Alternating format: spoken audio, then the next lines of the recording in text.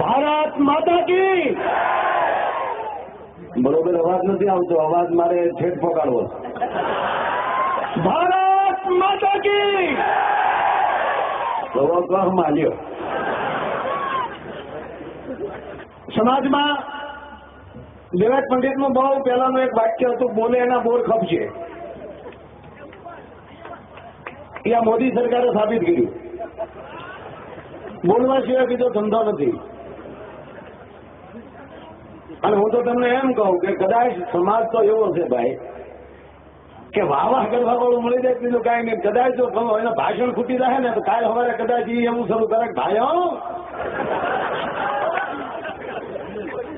ગુજરાતની બોર્ડર ઉપર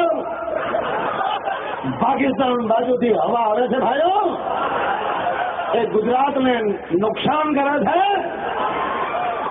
માટે 450 ફૂટ ઊંચી દિવાલનો કોન્ટ્રાક્ટ દેવા ગયો છે બેનો ભાઈઓ. તો આ બંધાતા તાળી પાડવાની છે અને બાપની હારી બાર તમને કહેવાય. અને કરોડની તો કોઈ વેલ્યુ જ નથી રહેવા દીધી મને. હું વેરાવળનું ભાષણ સાંભળતો તો બહેનો, મારી ખારવાની બહેનો, 200 કરોડનું ઘાસલે અરે રહેવા દે, ઘાસલે 200 કરોડનું હોવા માવા ઉપાડા લ્યો. તમને એલા કોઈ કહેવા વાળા નથી કાંઈ. આ નો છૂટકે મારા ટેબલ પર આવવું પડે, નકર અમારો ધંધો નથી યાર.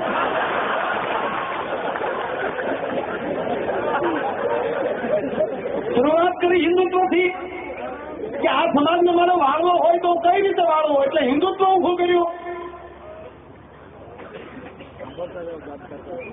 કેન્દ્ર સરકાર ઉપર એવા આરોપો નાખ્યા હિન્દુઓને ભડકાવવા માટે કે મુસલમાનનો દીકરો હજ પડવા જાય છે તો કેન્દ્ર સરકાર એને પૈસા આપે છે. ભાઈ તું કૈલાસ ગયો ક્યારે? આપે છે કૈલાસ માટે કેન્દ્ર સરકાર પૈસા આપે છે. ત્રીજી વાત કે જ્યાં કુંભના મેળામાં હરિદ્વારમાં સરકાર કોની હતી? ભાજપ સરકાર હતી. કેન્દ્રમાં જયારે ભાજપ સરકાર હતી તો કોઈ દિવસ હરિદ્વારના ઘાટને રિપેર કરવાનો કોઈને ટાઈમ જ ન મળ્યો સાહેબ. અને જ્યાં કુંભના મેળામાં સાહેબ 70 કરોડ રૂપિયાની ગ્રાન્ટ કેન્દ્ર સરકારે આપી અને ગંગાનો ઘાટ બનાવ્યો છે. આવા અને હમણાં એક ભાઈ લાઇટનું બિલ દેવાઈ ગયા એટલે ઓલો બારિયામ પૈસા બિલ આમ આપે એટલે ઓલા સાહેબ લેવા જાય ને તો પાછું લઈ લે. આપણો ખેડૂત ઓલો પાછું આમ આપે, પાછો સાહેબ લેવા જાય તો પાછું લઈ જાય. 7 ઝટકા ખવડાવ્યા તો ઓફિસર બહાર આવ્યો, એ દાદા એ કે હું ઝટકા ખવડાવો? એ કે થાકી ગયો. અહીંયા ખુરશી બેઠે બેઠે ઝટકામ થાકી ગયો. તારા બાપ અમે મોટર ચાલુ કરીને હજી ક્યાંક ક્યારે પહોંચી તો ઝટકો આવે. આખી રાતના 20 ઝટકા થાય અને જ્યોતિકામનો દીકરો થાય લેવા દેવા વગરનો યાદ. તમે 3 વાર મેં આમ કીધું તો તમે તો થાકી ગયો. એમ પાણી આવે, પાણી વાય તો ખબર પડે. હવે જેની આંખ નથી ઉગડતી એ ઉર્જા મંત્રી, તમે શું કરી લો?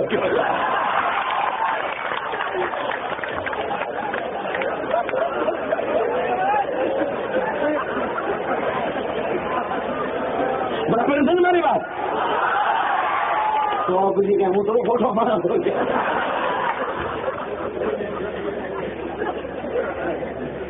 બીજી વાત એ કહું કે આ શિક્ષકોનો સ્ટાફ છોકરાઓને ભણાવવા માટેનો છે કે એના મેળાઓ માટે, પબ્લિક ભેગું કરવા માટે?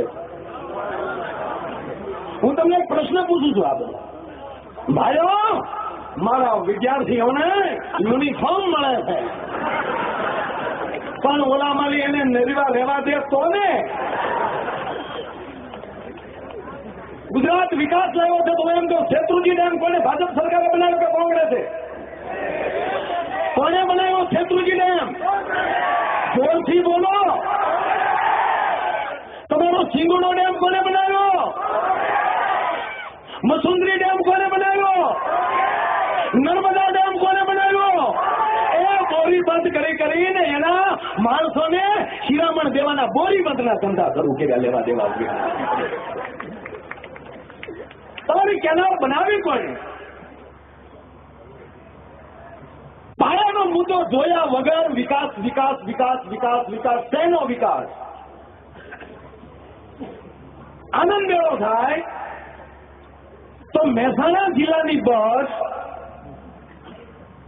ચિત્રાવણ આવે ખાલી અને 8 કિલોમીટર તાલાળા આવી અને એ પેસેન્જર મૂકી જાય અને પછી પાછી બસ ચિત્રાવણ 8 કિલોમીટર મૂકીને એ પાછી ખાલી મહેસાણા જાય. આ ડીઝલ કોણ મારો દાદો આપણી કઈ રીતે છે? આપણી ગરીબ કલ્યાણ મેળો નહીં, ગરીબ જ કલ્યાણ મેળો.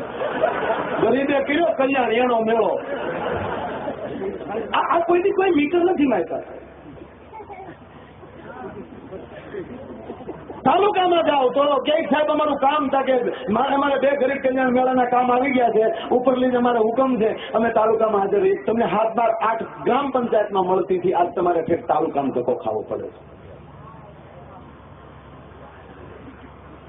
છે. જે માણસો જે વિચાર કરીને એ સત્ય બાજુ જે ચાલશે ને વાંધો નહીં આવે.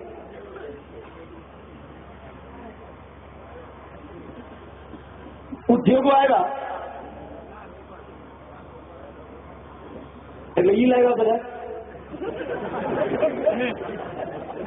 આ અંબુજા સિમેન્ટ ફેક્ટરી હતી ભાજપ લાવી અને સાહેબ જે લાવ્યા એમાં બધા આપણને શું ખબર ભાગીદાર હોય ન હોય આપણે પાસે છે. અને બીજી વાત એ છે જે ઘરનો બાંધી કે હોય દેશ બાંધી શકે.